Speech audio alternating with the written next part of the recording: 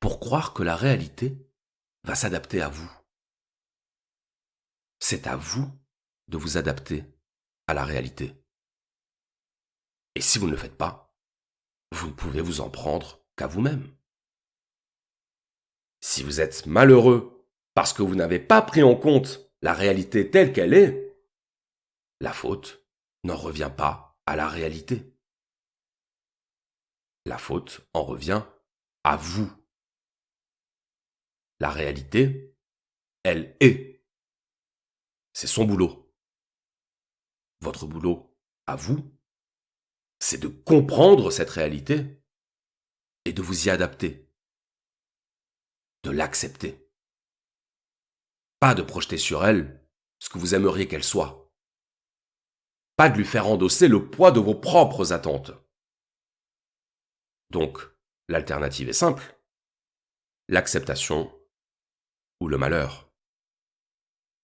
Accepter ce qui ne dépend pas de nous pour ne pas être malheureux. Pour ne pas faire dépendre notre bonheur de ce qui ne dépend pas de nous.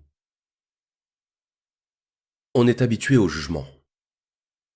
On est habitué à dire ce qui est bien et ce qui est mal.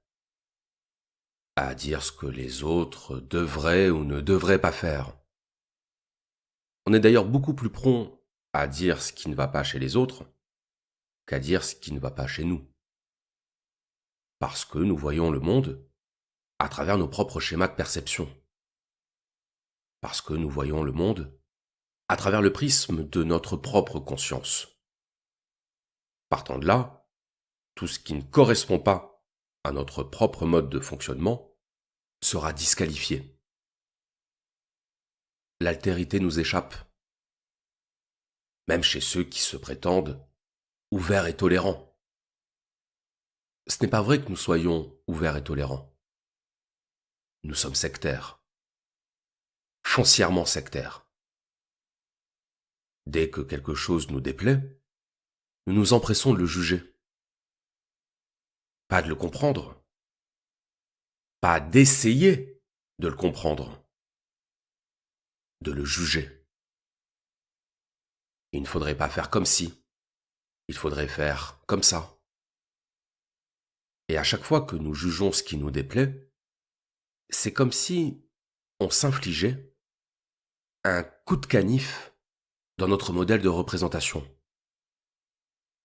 On s'énerve, on s'indigne, on se scandalise,